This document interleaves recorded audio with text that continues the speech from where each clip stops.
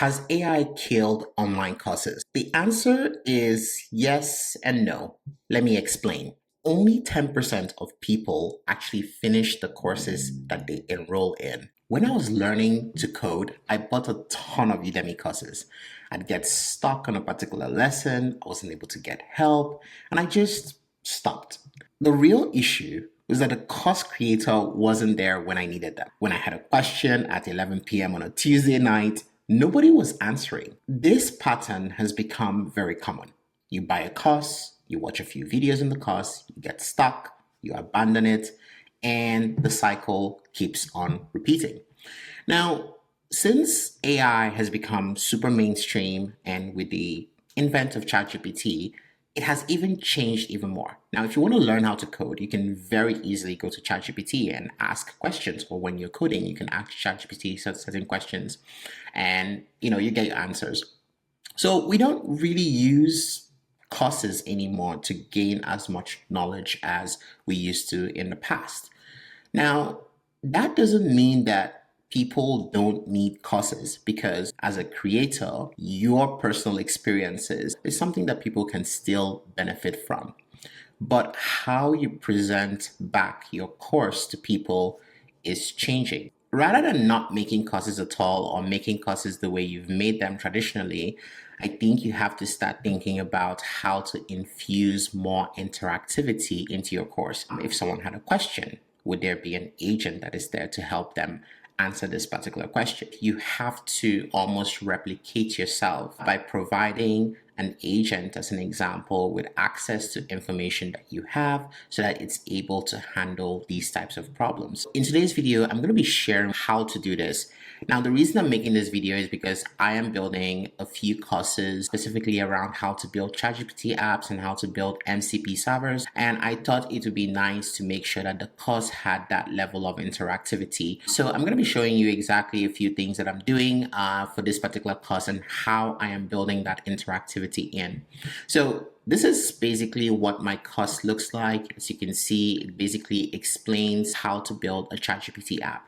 Now, what I'm starting to do is infuse more interactivity. So as an example, when I'm talking about widget, I am now infusing the components into my course as well, so that it's very, very interactive and that you can really experience it.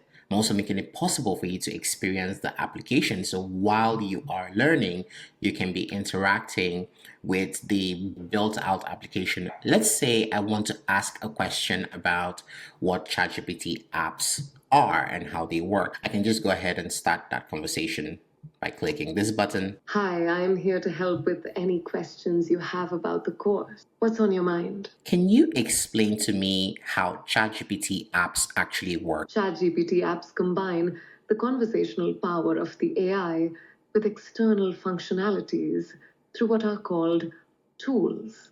These tools are essentially API endpoints that ChatGPT can call based on the user's request and the tool's description. When a tool is activated, it processes data, which is then often transformed and presented visually to the user through interactive widgets. This creates a richer experience than just text, allowing for dynamic interactions and data display. So as you can see, this particular agent understands my course and is able to answer questions both as voice conversations as well as even text-based conversations. So I'm going to go ahead and show you exactly how you can build this agent. To build this agent, we're going to be using ElevenLabs. Now, ElevenLabs is a voice AI platform which is designed for developers, creators, and for organizations that are looking to build different types of voice-based applications. So this could be a voice agent that handles customer support.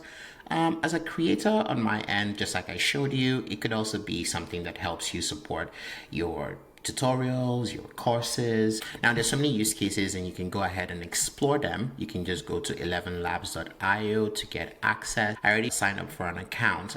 One of the things that I've been exploring with ElevenLabs actually is their dubbing feature. So when you go to their creative platform, you have so many different possibilities.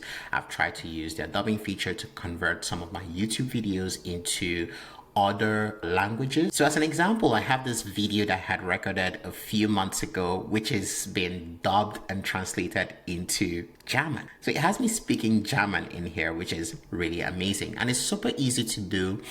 No coding involved. All you really need to do is go ahead and create a dub, provide what video you want to provide access to, and you should be fine. There's so many tools that are in here that you can explore. You could create like text to speech. So for instance, I'm actually starting to do this where I am trying to summarize my entire course. You could see my summarization of my courses in here.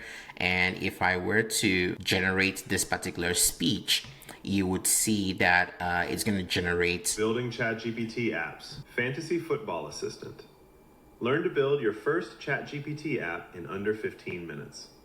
In this lesson, we'll understand why ChatGPT apps matter, how MCP servers work, and how tools and widgets come together to create powerful So there you go. So you could create summaries of your blog articles, courses, or any other thing that requires explaining. Now, to create the agent that you saw in my course, we're going to go over to the agents platform. The agent platform is where you could build different agents. All right, so first let's start with the knowledge base. Knowledge base is where you ground your agent. So you want to give your agent information about your course as an example. So you can see here I have two files that I have added here, one about my course, and then one is just basically best practices around creating ChatGPT apps. So I have added these two in here so that the agent can read this knowledge base. So this is where the agent gets the information to respond in the way that it responds. Now, you can also add URLs. So if your entire knowledge base is in a publicly available URL, you can simply add that URL in here and the agent will go read the entire website and have information about that. The other thing you want to look at is voices. So you want your agent to have a specific voice. Now, the cool thing here is that you could have several different options when it comes to what type of voices you could use, or you can even create or clone a voice. So if you want your voice to be the voice that is being used, you can also do that as well. In terms of the agent itself, all you need to do is create a new agent. So here I'm going to create a business agent. I can choose education and training. For my course, I'm going to use learning and development, and you can give your agent a name. So I can say AI Tutor is my agent. And it does have a website here, and the main goal is to answer questions about the course. And you can add more goals if you want as well. Now, finally, you have the option of a chat only type of agent or a voice agent. I think voice agents present a really rich user experience. All right, so we have our agent created. All right, so what defines how your agent actually works is the system prompts. Now, one of the things that you could do to make it easier for yourself is to use the generate with AI. So you can just drop a simple idea of, okay, here's what I'm thinking about and stuff like that, and hit the generate button, and it will organize your thoughts into a really cool prompt.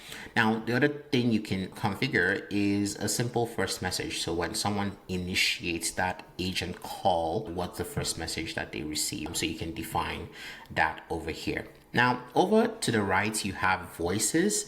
So here is where you can define what type of voice you want. You could choose a language or multiple languages, as well as what LLM you want to use. By default is defaulting to Gemini 2.5 Flash.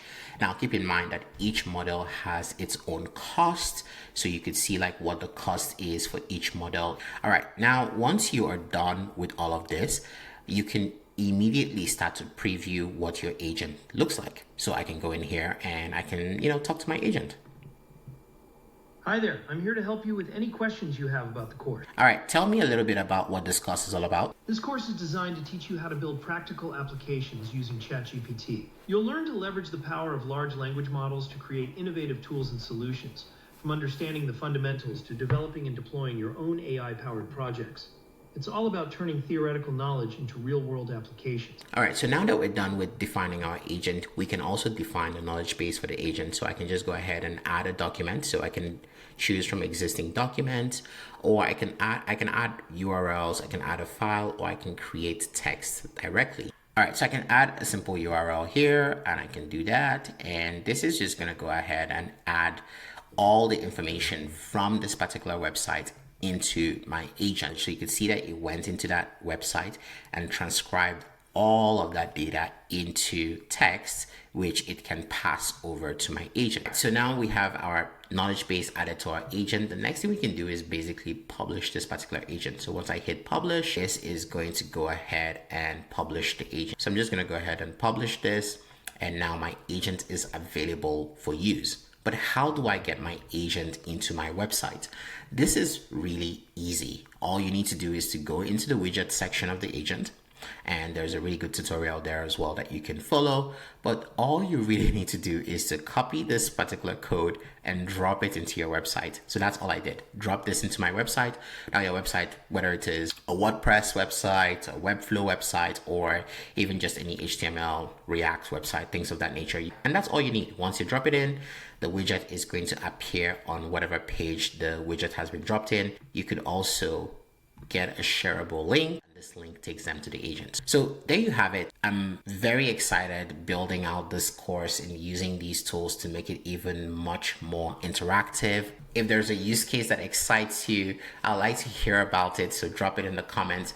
So I'm going to drop links to ElevenLabs as well as all the documentation you need to create an agent. If content like this appeals to you, consider dropping us a like and also subscribe. Until next time, do have a great one. Cheers.